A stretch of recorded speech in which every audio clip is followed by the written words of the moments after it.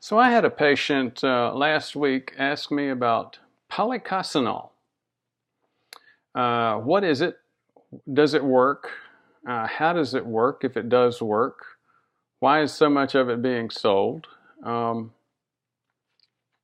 Several questions. We're going to get into that in just a minute. But first, a brief introduction.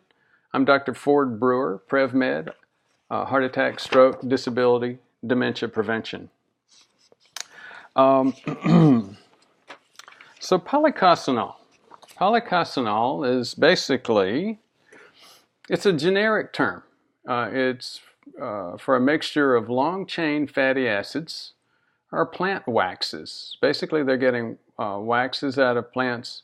One of the major sources these days is sugarcane, but they've gotten it from beeswax, grasses, leaves, etc. Any source of a plant wax. For the biochemistry geeks, it's a carbon backbone, 24 to 36 carbons long, with a fatty acid esterified to an alcohol. Well, I'll show you that in a minute. Again, it's not critical. It's just for the biochemists out there. Now, what's it used for? First, let's talk about the logic of the use. So this is similar to the logic of phytosterols. Remember, phyto means plant, and sterols means like cholesterol. So phytosterols are the plant equivalent of cholesterol for humans. It's used in a similar fashion to build the structure of the cell wall. So the logic is this, and these, the policosanols, are the plant version of fatty acids. So phytosterols, the plant version of cholesterol, policosanols, the plant version of fatty acids. So again, the logic is fairly simple. You take a plant version of cholesterol or fatty acids and therefore replace it with the animal version, and hopefully you're going, because it's plant-based, you're going to get a healthier activity. So it's given for cholesterol values. This patient, for example, did not want to take Crestor because of some family issues with statins. So again, where does it come from? It's made mostly these days, I think, from sugar cane.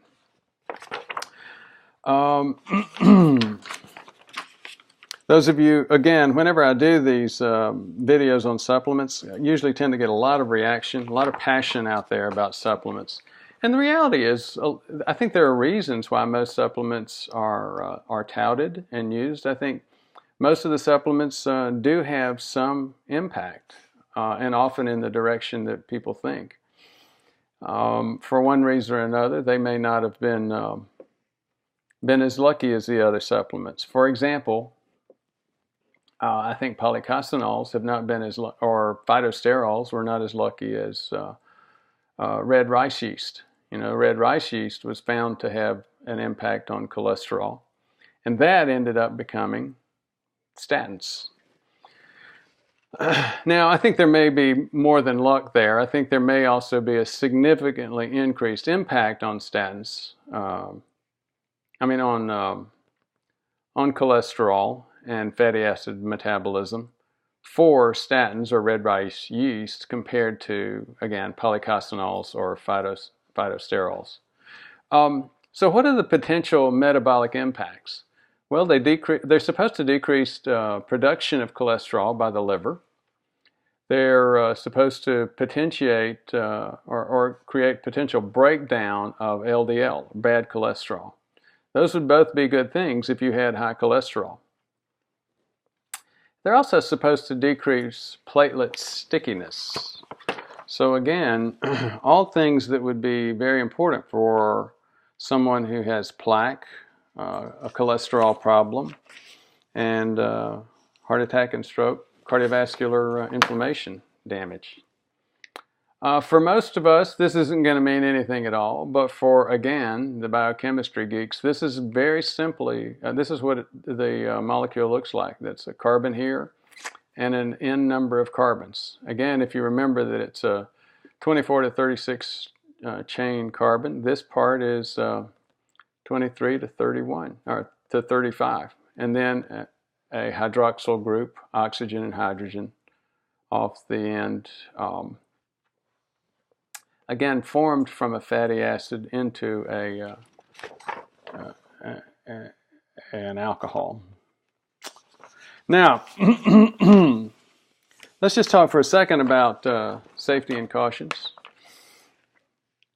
It appears there's plenty of experience with this, from 5 up to 80 milligrams by mouth daily, up to 3 years.